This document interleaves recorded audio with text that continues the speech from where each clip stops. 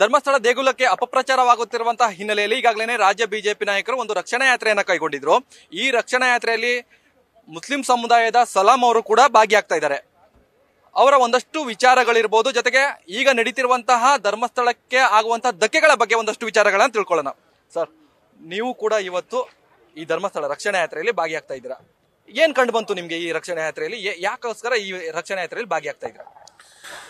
ನಾನು ಸೈಯದ್ ಸಲಾಂ, ನಾನು ಮಾತ್ರ ಅಲ್ಲ, ಮುಸ್ಲಿಂ ಸಮುದಾಯದ ಇನ್ನೂ ಕೆಲವು ಅನೇಕ ಜನರು ಸಹ ಇವತ್ತು ನಮ್ಮ ಶಾಸಕರಾದ ಸತೀಶ್ ರೆಡ್ಡಿ ಅವರ ಒಂದು ನೇತೃತ್ವದಲ್ಲಿ ಧರ್ಮಸ್ಥಳ ಯಾತ್ರೆ ಕೈಗೊಳ್ತಾ ಇದ್ದೀವಿ. ಕಾರಣ ಏನಂತಂದ್ರೆ, ಧರ್ಮಸ್ಥಳದ ಮಂಜುನಾಥ ಸ್ವಾಮಿಯನ್ನ ಇವತ್ತಿಂದಲ್ಲ ತಲತಲಾಂತರಗಳಿಂದ ನಂಬ್ಕೊಂಡು ಬಂದಿರುವಂಥದ್ದು ಈ ಕರ್ನಾಟಕ ರಾಜ್ಯದಲ್ಲಿ. ಅದರಲ್ಲಿ ವಿಶೇಷವಾಗಿ ನಮ್ಮ ಬೆಂಗಳೂರಲ್ಲಿ ಪ್ರತಿಯೊಬ್ಬರು ಹೋಗ್ತಾರೆ.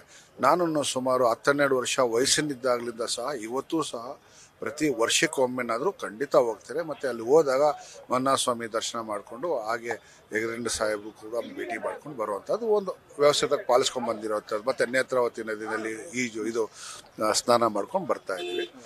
ಸೊ ಇತ್ತೀಚಿನ ದಿನಗಳಲ್ಲಿ ಧರ್ಮಸ್ಥಳದ ಬಗ್ಗೆ ಅಪಪ್ರಚಾರ ಎಷ್ಟೊಂದು ನಡೀತಾ ಇದೆ ಅಂತಂದರೆ, ಏನು ಶೆಡ್ಡಿ ಅಂತ ಗೊತ್ತಾಗ್ತಲ್ಲ. ಇಷ್ಟು ವರ್ಷಗಳಿಲ್ಲದೆ ಇರುವಂಥದ್ದು ಯಾವ ಆ ಕ್ಷೇತ್ರದ ಬಗ್ಗೆ, ಸ್ವಾಮೀಜಿಗಳ ಬಗ್ಗೆ ಯಾಕೆ ಅಷ್ಟೊಂದು ಅಪಪ್ರಚಾರ ಮಾಡ್ತಾ ಇದೆ, ಅದೆಲ್ಲ ನೋಡ್ತಾ ಇದ್ರೆ ಖಂಡಿತವಾಗೂ ಸುಮ್ಮನೆ ಮಾಮೂಲಿ ಮನುಷ್ಯನಿಗೂ ಸಹ ಗೊತ್ತಾಗುತ್ತೆ ಇದರಲ್ಲಿ ಯಾರೋ ದೊಡ್ಡದು ಒಂದು ಕೈವಾಡ ಇದೆ, ದೊಡ್ಡ ದುರುದ್ದೇಶ ಇದೆ. ಆದ್ರಿಂದನೇ ಇದನ್ನ ಅದಕ್ಕೆ ಅಪಪ್ರಚಾರ ಮಾಡೋದಕ್ಕೆ ಮಾಡ್ತಾ ಇದ್ದಾರೆ ಅಂತ ಹೇಳ್ಬಿಟ್ಟು ಕ್ಲಿಯರ್ ಆಗಿ ಗೊತ್ತಾಗ್ತಾ ಇದೆ. ಆದ್ರಿಂದ ಇದನ್ನೆಲ್ಲ ನಾವು ಖಂಡಿಸ್ತಾ ಇವತ್ತೊಂದು ಅಲ್ಲಿ ಅಪಪ್ರಚಾರ ಮಾಡ್ತಾ ಇರೋದು ಯಾರು ನೋಡಿ, ಯಾವುದೋ ಒಂದು ಕೇಸ್ ಇಟ್ಕೊಂಡು ಇಂಥವ್ರೆ ಸರ್ಕಾರ ಇದೆ, ಗೌರ್ಮೆಂಟ್ ಇದೆ, ಆ ಥರ ಕೇಸ್ಗಳು ಅದು ಇದು ಅಂತ ನೋಡೋದಕ್ಕೆ ಯಾವುದೋ ಅತ್ಯಾಚಾರ ಇರ್ಬೋದು, ಏನೇ ಇರ್ಬೋದು, ಇದೆ. ಅದನ್ನು ಬಿಟ್ಬಿಟ್ಟು ಕ್ಷೇತ್ರದ ಬಗ್ಗೆ ವಿಶೇಷವಾಗಿ ಅಪಪ್ರಚಾರ ಮಾಡ್ತಾ ಇರೋದು ಯಾರು ತಡ್ಕೊಳಕ್ಕಾಗದೇ ಇರೋಂಥದ್ದು. ನಂಬಿಕೆಗೆ ನಮ್ಮ ನಂಬಿಕೆಗಳಿಗೆ ಘಾಸಿ ಉಂಟು ಮಾಡಿದೆ. ಆದ್ರಿಂದ ನಾವು ಸಹ ಈ ಕಾರ್ಯಕ್ರಮದಲ್ಲಿ ಭಾಗಿಯಾಗಿದ್ದೀವಿ. ಧರ್ಮಸ್ಥಳಕ್ಕೆ ಹೋಗ್ತಾ ಇದೀವಿ, ಅಲ್ಲಿ ಹೋಗಿ ಭೇಟಿ ಮಾಡ್ಕೊಂಡು ಮತ್ತೆ ದರ್ಶನ ಕೂಡ ಮಾಡ್ಕೊಂಡು ಬರ್ತಾ ಇದ್ದೀವಿ. ಸರ್, ಈ ಘಟನೆಗಳು ನೋಡಿದಾಗ ಎರಡು ಸಮುದಾಯಗಳ ನಡುವೆ ಎಲ್ಲ ಒಂದ್ ಕಡೆ ಧಕ್ಕೆ ಉಂಟಾಗ್ತಿದ್ಯಾ, ವೈಮನಸ್ಸು ಉಂಟಾಗ್ತಿದ್ಯಾ, ಒಂದಷ್ಟು ಚರ್ಚೆ ಆಗ್ತಿರುವಂತದ್ದು. ನೀವು ಒಂದು ಮುಸ್ಲಿಂ ಸಮುದಾಯದವರಾಗಿ ಈ ಘಟನೆಗೆ ಹೇಗೆ ಅಂತ್ಯ ಹಾಡಬೇಕು ಅಂತ ಹೇಳ್ತೀರಾ? ಸರ್, ಇಲ್ಲಿ ಸಮುದಾಯಗಳು ಹಿಂದೂ ಮುಸ್ಲಿಮು ಅದು ಸಾಧ್ಯನೇ ಇಲ್ಲ. ಇದು ಯಾಕಂತಂದ್ರೆ ಮಂಜುನಾಥ ಸ್ವಾಮಿ ಏನಿದೆಯೋ ಅದು ಎಲ್ಲರೂ ಒಪ್ಕೊಳ್ಳುವಂಥದ್ದು. ಯಾರೋ ಒಬ್ಬ ಮುಸ್ಲಿಂ ಸಮುದಾಯದ ಹೆಸರಿರುವಂತಾನು ಯೂಟ್ಯೂಬರ್ ಅವನು ಯೂಟ್ಯೂಬ್ ಮಾಡ್ದ ಅಂತ ಹೇಳಿದ ತಕ್ಷಣ ಸಮುದಾಯಕ್ಕೆ ಬಂದು ಬೆಂಕಿ ಬೀಳುತ್ತಂತಲ್ಲ.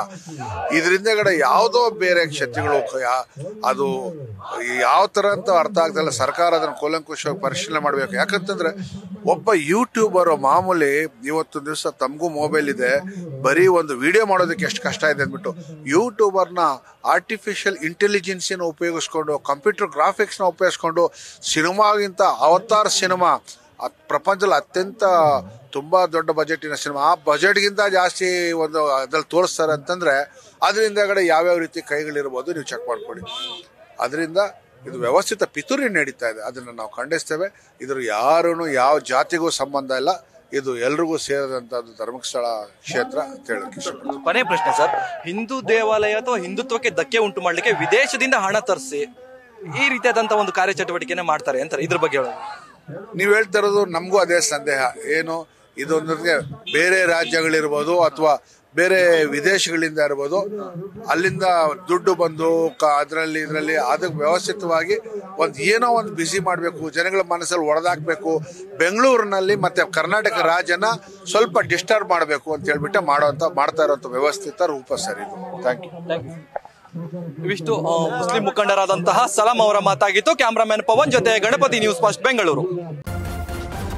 ನ್ಯೂಸ್ ಫಸ್ಟ್ ನಿರ್ಭೀತಿಯಿಂದ ನಿಮ್ಮ ಪರವಾಗಿ.